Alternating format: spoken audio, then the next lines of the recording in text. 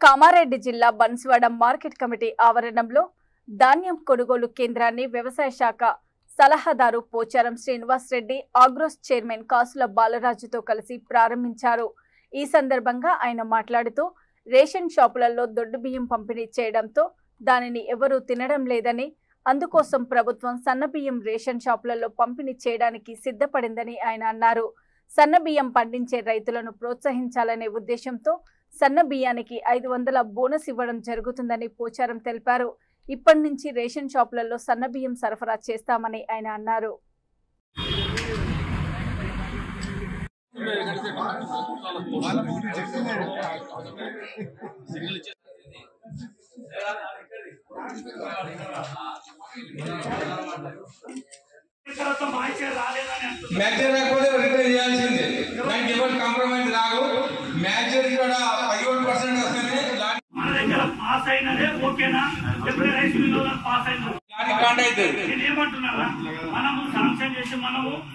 ధన్యవాదాలు తెలియజేస్తూ సార్కు మరియు సరిపోతుంది, తప్పకుండా అక్కడ కాంటాలు పెడతామని చెప్పి రైతులకు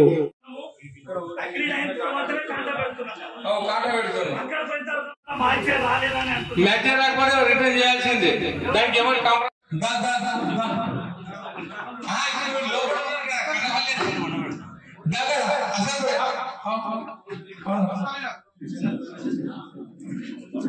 సన్నబడ్ల విషయంలో దొడ్డుబడ్ల విషయంలో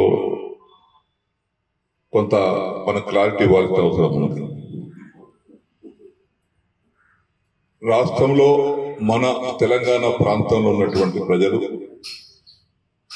మన కంట్రోల్ దుకాణాల ద్వారా దొడ్డు బియ్యం ఇస్తే ఎవ్వరు కూడా ఆ దొడ్డు బియ్యం తింటలేదు। అదే బియ్యం వల్ల బ్లాక్ మార్కెట్ పోయి అది రీసైకిల్ అవుతా ఉన్నాం। అంటే మన ప్రజలు సన్న బియ్యం తినడానికి అలవాటు పడ్డటువంటి ప్రజలు కాబట్టి, మరి సన్న బియ్యం తిని అలవాటు పడ్డప్పుడు సన్న బియ్యం పండించేటువంటి